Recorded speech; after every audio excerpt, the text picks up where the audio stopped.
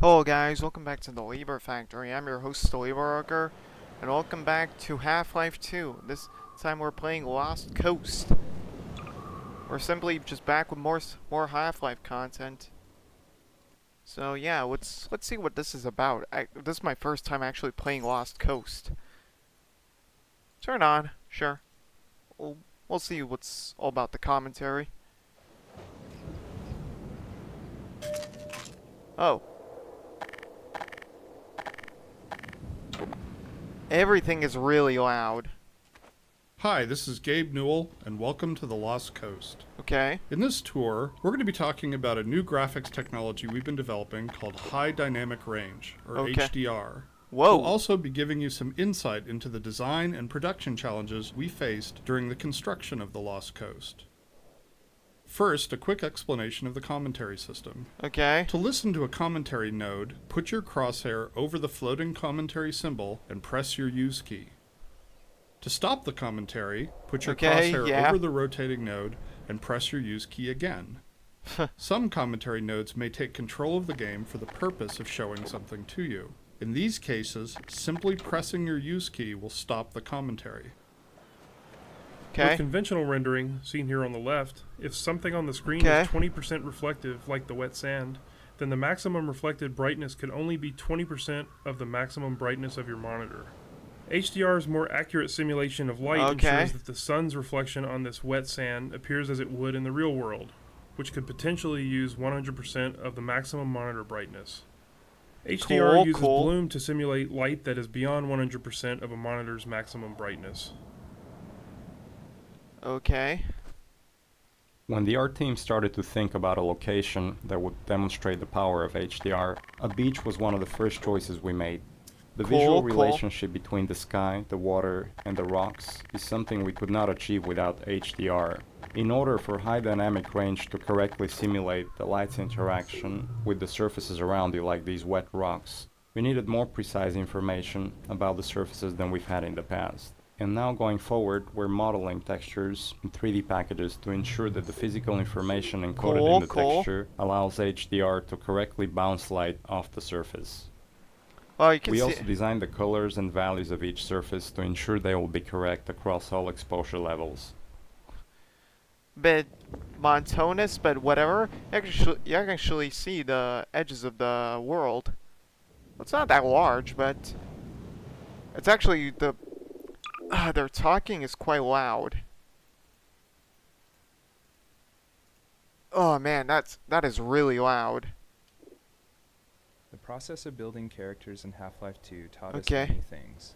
By the end, we believed we'd figured out a more effective process for designing and constructing characters. This fisherman is the first character we built using that process. Okay. Design-wise, the fisherman was focused on showcasing HDR and the way light falls on human skin. The highlights on his forehead and nose are good examples of specularity on human skin. You can see how the wrinkles on his cheeks and around his eyes are an example of how we can use normal maps to add depth. Production-wise, the fisherman was built Okay. using a similar process to the rocks you saw on the beach. We modeled the 3D character at a very high detail, then extract much of the physical information and store it in the textures. Hey, you Oh. there? Yes. Wait a minute now, aren't you? You are. You're that scientist chap, Friedman, Fishman. Am I right? You Somewhat. must be here to take on the Combine.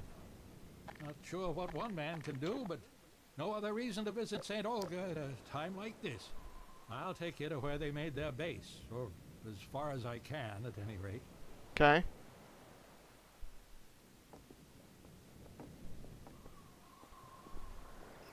So we do have some interactivity into this.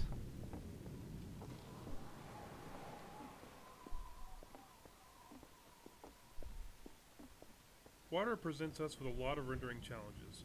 In Okay. fact, we have to render the scene 3 times. Once for the refraction of what's under the water, once for the reflection of everything above the water, and once from the player's view. You Oh. can see the reflection and refraction scenes in the 2 small windows on screen. In the refraction, Cool. we calculate per pixel how much water you're looking through to do a volumetric underwater fog to simulate particulate matter. For our full HDR solution, we had to go through the entire engine and modify every bit of code that calculated light and color. For example, these water reflection and refraction renderings had to be improved to support the full range of contrast values. Wow. I'm getting I'm basically going through a tech demo. Here, now, let me just unlock this gate for you. Got the key right here. There we go. Get along now, laddie. Destroy that gun and no dawdling. Okay. I'm still going on my weaker GPU for anybody wondering. I have ordered a stronger GPU, so you will see better games and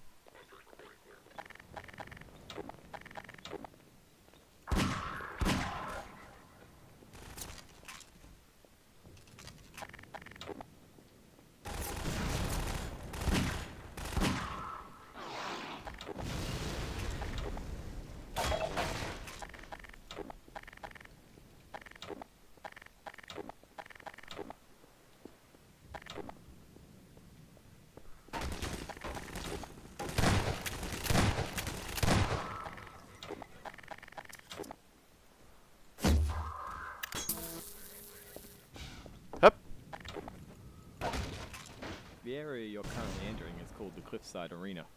We were particularly happy with the vertical cliffside in Half-Life 1 and regretted that we didn't iterate further on that concept in Half-Life 2.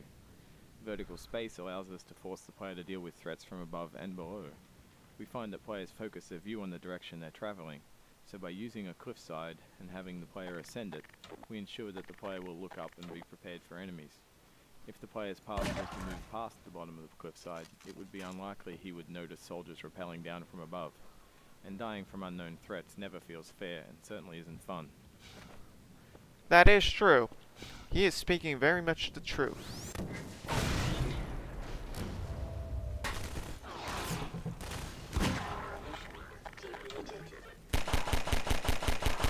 There we go.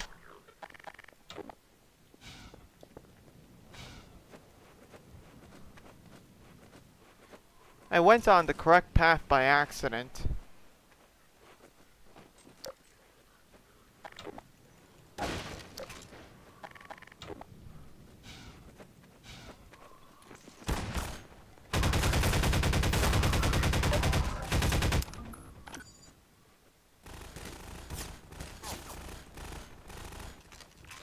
Go away.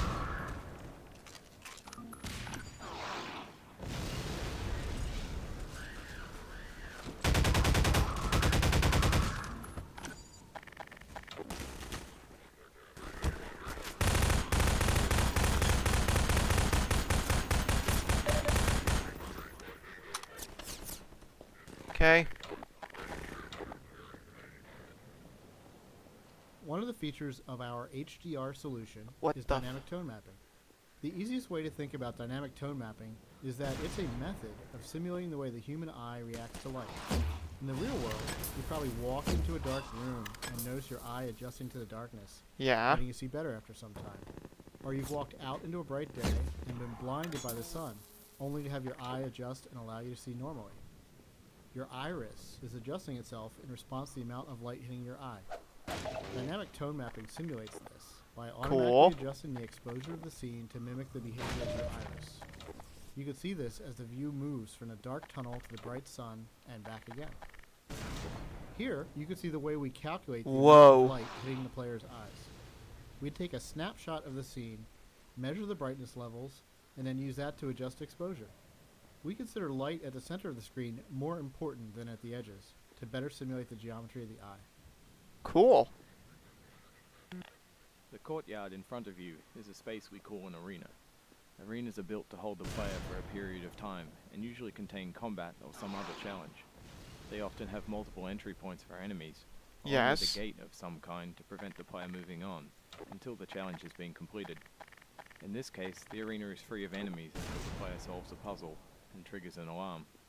This is a method that allows the player to explore the arena and get a sense of its space before being forced to fight in it. It adds a sense of uneasiness to the player who's expecting to be attacked now that they've reached the goal set for them at the start of the map. The break in the action here is also a crucial part of the level pacing. It allows the player to recover and explore the world a little after being attacked on the way up the cliffside. Okay, cool.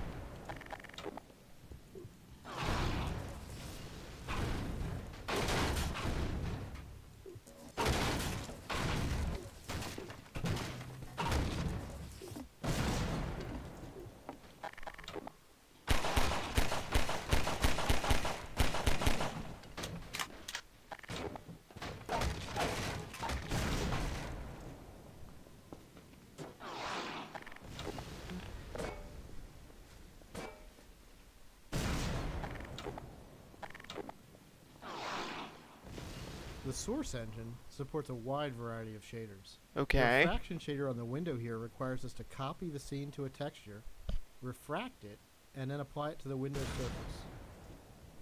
To fully support HDR, every shader in the engine needed to be updated. So this refraction shader was improved to support the full range of contrast.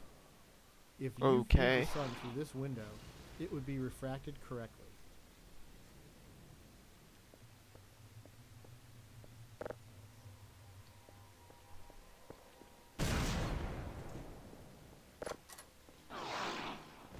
We wanted to transition from a bright, wide-open space into a tighter, closed one to showcase HDR's dynamic tone mapping.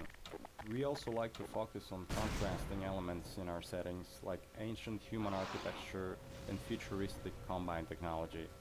A monastery fit these requirements perfectly. Monasteries are generally isolated, unlit, and built ages ago. They provide a great backdrop for the contrasting combine technology. When we build fictional settings, we try to ground them by basing them off a real-world location. We use these locations as a design constraint that forces a logical consistency behind the art choices. Okay. Churches are great dramatic spaces. They're often lit naturally with extremes of darkness and brightness, which makes them a great showcase for HDR. Gothic churches are the sober monochromatic spaces that you've seen in almost every horror movie or game. Byzantine churches, on the other hand, are very colorful and have a large variety of materials. We wanted that color and material variety to show off our HDR reflections.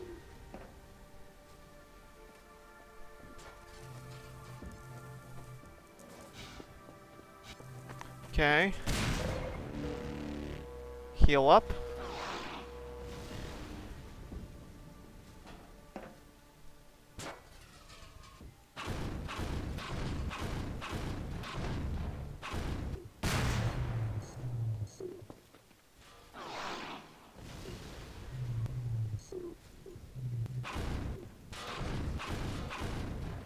Nope.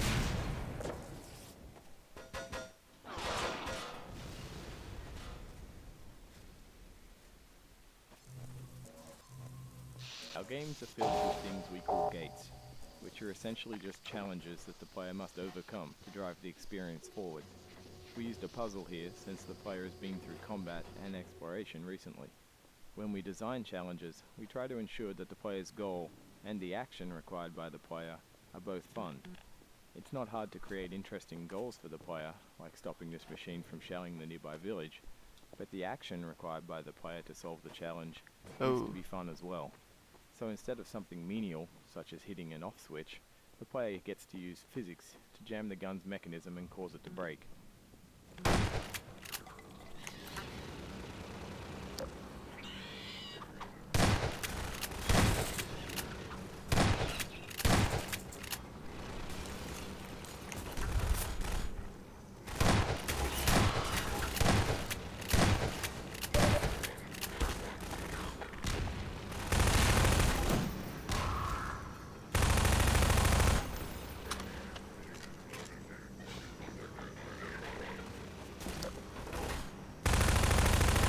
Okay.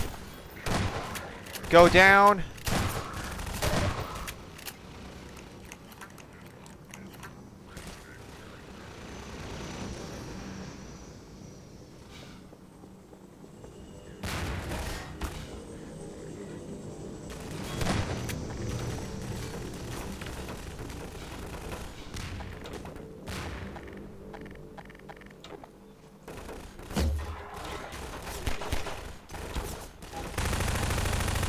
Come on.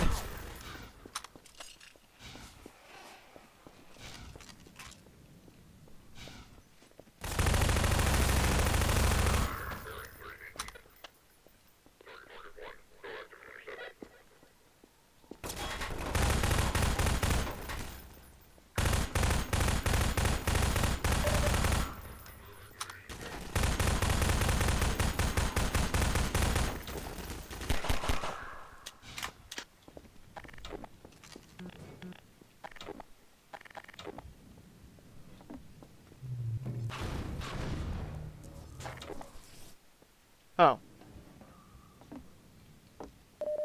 This marks the end of the Lost Coast tour. This has been an experiment on our part to see if our community would find it interesting to learn more about our development process. As always, we're interested in your feedback. I can be reached at gaben, G-A-B-E-N, at Aw. foulsoftware.com. If people like this, we'll keep producing this kind of content for all of our games going forward. Thanks for listening.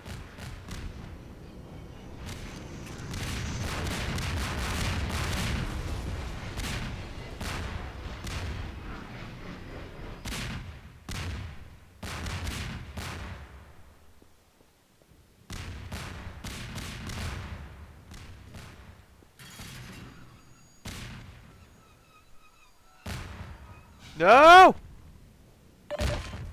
Ow.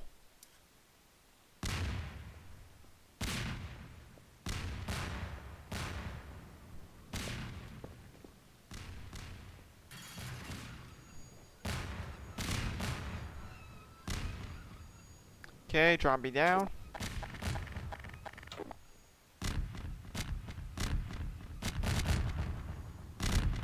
It's still exploding.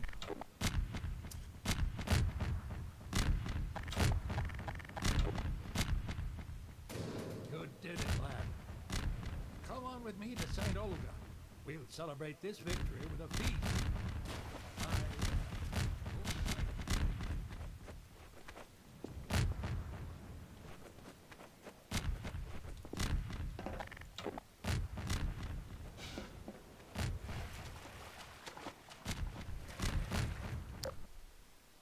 Hey. Alright, wait, there was something new.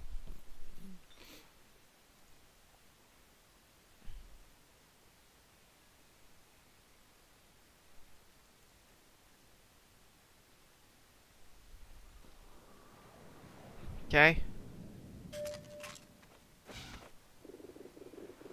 New game. Start again. Commentary mode on. I want to see what's that bubble behind there.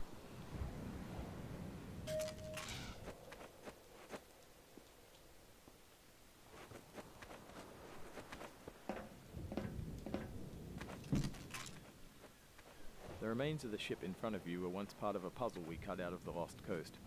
The original design of the puzzle was based on the idea of the player and the fisherman cooperating together to solve something. This was the type of puzzle we'd always wanted to attempt in Half-Life 2. Unfortunately, as development on Lost Coast neared the end, and this puzzle still wasn't finished, we decided to cut it. It's always painful to remove work, so we've tried to evolve a process for making those kinds of decisions. For example, with this puzzle we asked ourselves, is this puzzle actually fun? If not, how much work does it need to be fun? Does this puzzle fit within the purpose of Lost Coast? Would our customers appreciate this puzzle being finished more than they would appreciate, say, soldiers rappelling off the cliffside?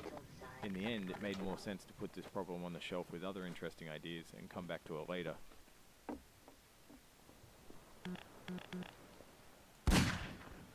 Okay.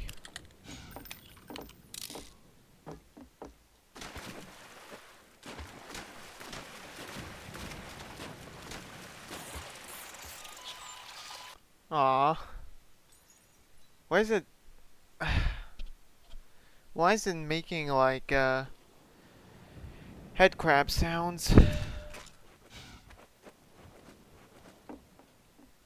Hey, you there? Wait a minute now, aren't you? You are. You're that scientist chap, Friedman, Fishman. Am I right? Yes. You must be here to take on the Combine. Yes, yes. Sure what one man can do, but no other reason to visit St. Olga at a time like this. I'll take you to where they made their base, or as far as I can.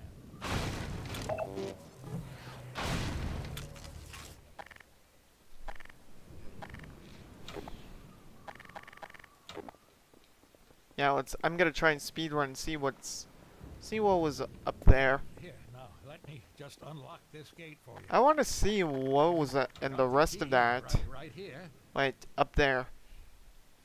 There we go. Get along now, laddie.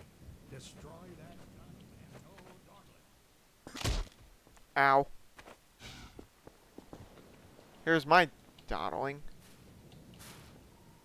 There's a path up the cliff. Step lightly now. Yes, seriously? Hurry, lad, get up the path. I am.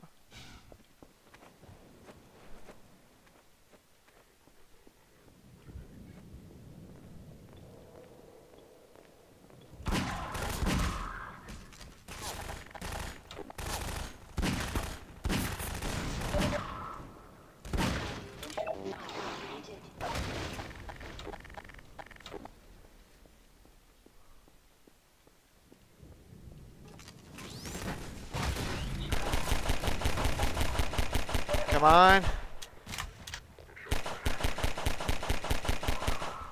Play through this again because I love it.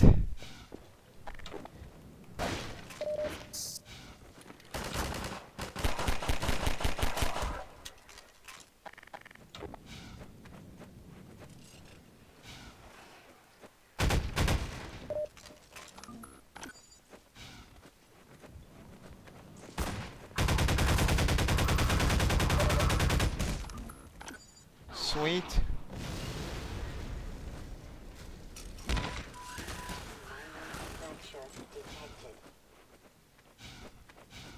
Come on.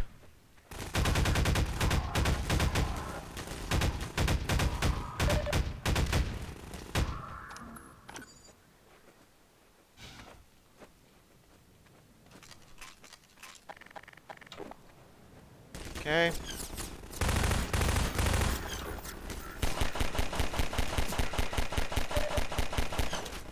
Come on.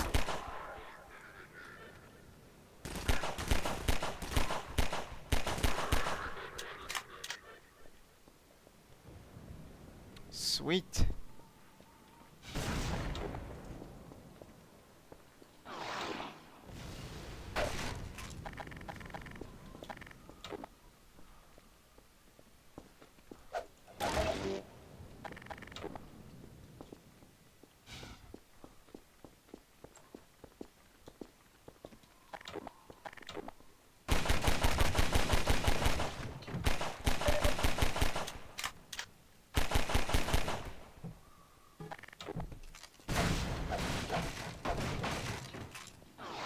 All right.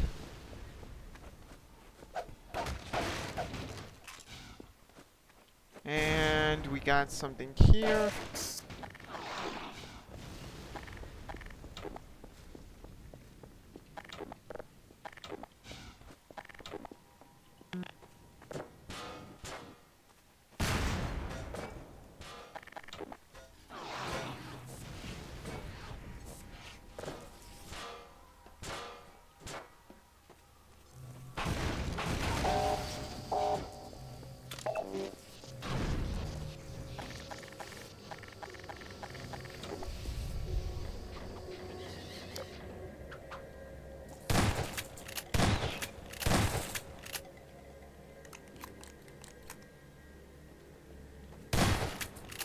I was about to say, wasn't there a third one?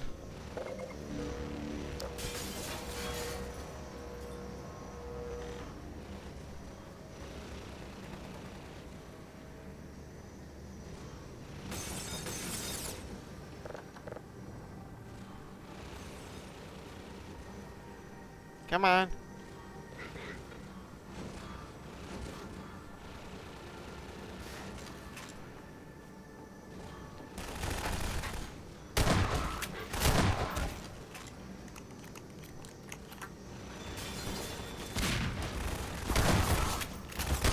Let's go.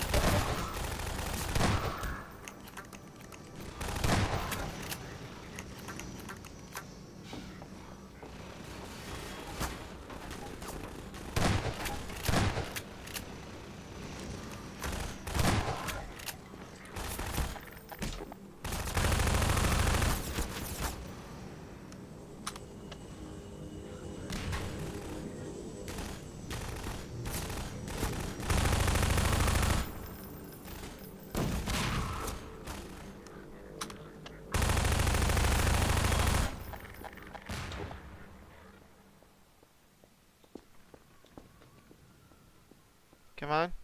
Is that all?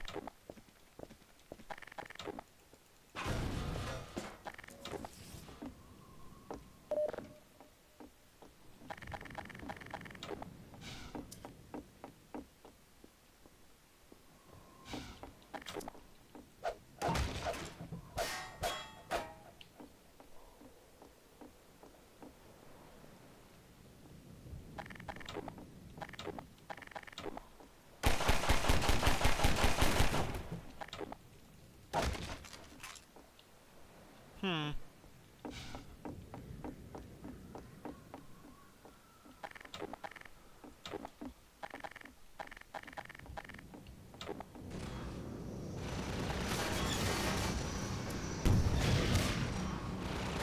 Oh, so it was bugged out. It should have been attacking me.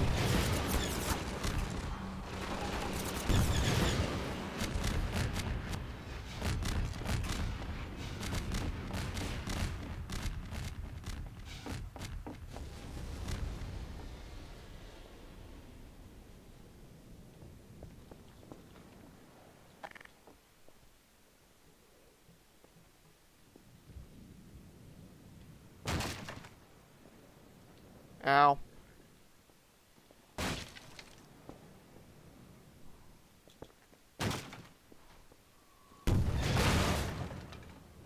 Ta-da.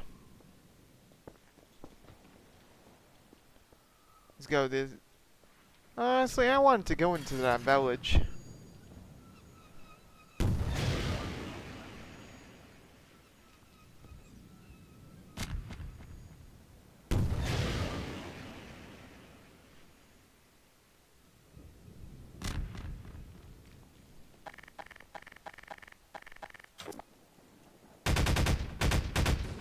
You did it, lad. Come on with me to St. Olga. We'll celebrate this victory with a feast. I hope you like leeches. Hey, where you going? You're getting fuzzy around the edges.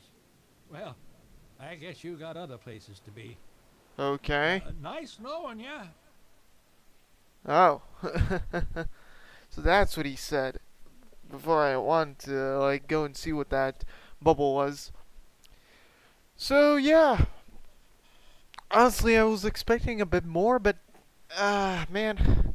In a way, I shouldn't have. Like, I knew that this was going to have commentary stuff in it, but I didn't realize that it was, I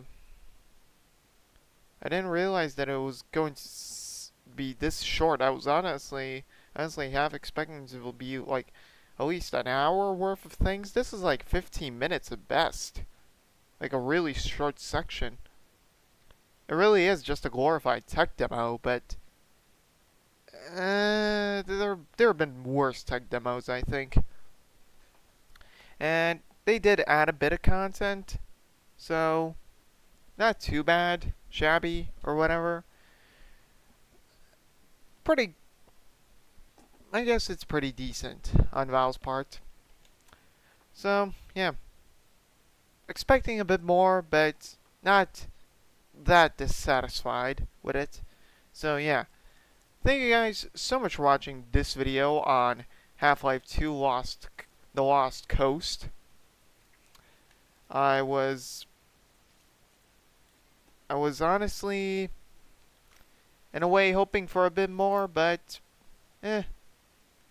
as I said, I guess I can't expect too much Half-Life 2 content because, well, now it's all about getting a VR headset for fucking Half-Life Alyx if I ever get to that. I don't know if I even want to play through Half-Life Alyx. Like, unless there's another game gonna be coming soon, or in the near future, I don't think I want to even buy a VR headset because there's not enough games to justify buying one. Like, there's still a few good, like, VR supported standard games that it's also not worth it. Like I know Doom 3 is pretty good. It's like, but there's not much else right at the top of my head. Well, Beat Saber is good, but I don't have enough room to get that going. So yeah. But anyways, thank you guys so much for watching this video on Half-Life 2 Lost Coast, as I said, yeah. Do leave a comment if you have something on your mind and all that jazz. I completely cocked this up. I should have been saying leave a like if you liked it, dislike if you hated it, because it will help the series out a lot. Then say, do leave a comment if you have something on your mind. I would love to hear your thoughts in the comments on this. And please do consider subscribing. And I'll see you all in the next video. But as always, stay awesome. Peace.